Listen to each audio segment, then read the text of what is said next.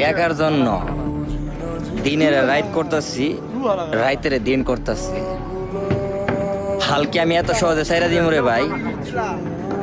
আমার চেষ্টাটা কি আমি এত সহজে থামাই দিমু?